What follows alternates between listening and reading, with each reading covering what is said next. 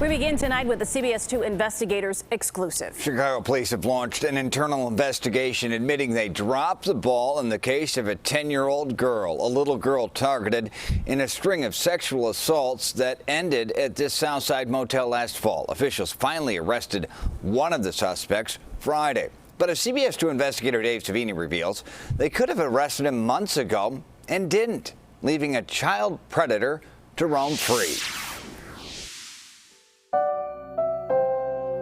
She should be playing with dolls right now. She should be going to birthday parties right now. Instead, a 10-year-old girl whose face we are not showing and some details we are not sharing for her protection was locked in a psychiatric hospital while her abusers remained free for months. We have to get them off the street. Including this Riverdale man, 37-year-old Samuel Brown. He is accused of meeting the girl online and taking her to a Chicago area garage in May of 2020 and sexually assaulting her.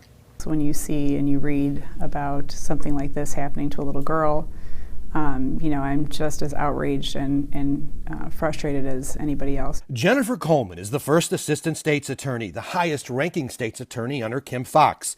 A total of 5 men are accused of assaulting the girl since she was 7, but none of them were charged with a felony until our CBS 2 investigators exposed a pattern of police failing to put the men behind bars.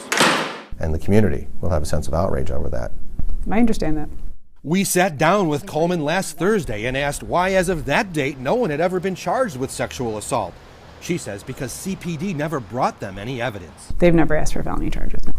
The CBS 2 investigators obtained police reports involving 5 of the girl's accused abusers, and in at least 3 of the cases, rape kits were performed. So in this case, involving this child, the results of any rape kits performed have not been brought to the state's attorney's office yet. Not for filing felony charges. But then suddenly, the very next day after this interview, Chicago police arrested Samuel Brown on felony charges for sexually assaulting the little girl. A rape kit done on the girl in May matched Brown's DNA. Why was Brown's DNA in the system?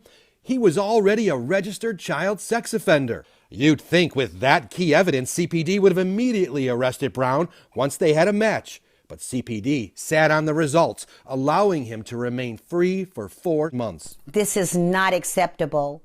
This was a 10-year-old baby. Brenda Myers-Powell is a local advocate appointed to the United States Council on Human Trafficking. Make CPD stand up and do the job that we pay them to do.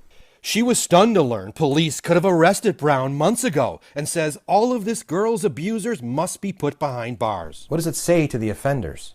That you can sexually abuse, that you can traffic, that you can do whatever you want to black and brown little girls, and it's okay.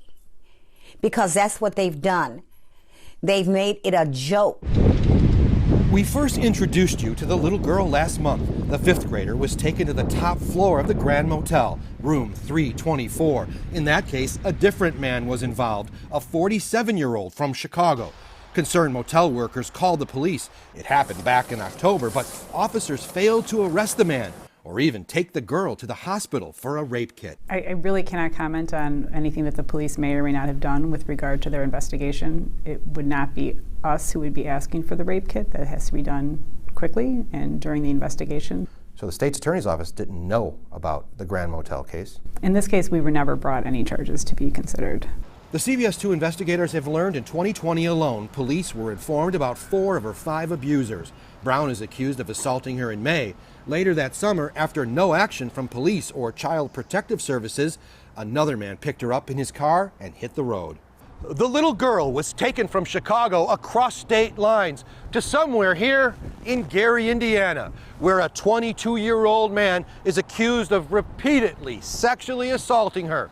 She was gone for days when police finally got a tip and traced his cell phone number. He was eventually arrested, but get this, only on misdemeanor charges.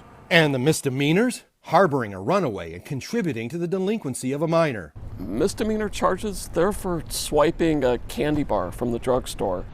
Charles Goldberg has been fighting on behalf of abused children for the Cook County Public Guardian's Office for 30 years. Misdemeanor charges are not for somebody who would have sex and rape a 10-year-old girl. Prosecutors say Chicago police didn't consult them before deciding to only pursue misdemeanor charges against the man who took her to Gary. With misdemeanors, the police can do what we call direct filing. They just file that on their own. So repeatedly, the Chicago Police Department did not come to the state's attorney's office and ask for felony charges. No. We have not been presented with evidence to file charges. It's a felony. All of it's a felony. All of it's a crime. This is a crucial part of what we expect our CPD to do, is protect our children, if nothing else. Our investigation prompted CPD to launch an internal probe into the mishandling of this girl's cases. After we started asking questions, CPD assigned a new detective to the case, and that's what led to the arrest of Samuel Brown late Friday. CPD says they're still investigating all of the other assault cases. Dave Savini, CBS 2 Investigators. You can watch more on Dave's in-depth reporting on this story by heading to the CBS 2 Investigators section of the CBS Chicago app.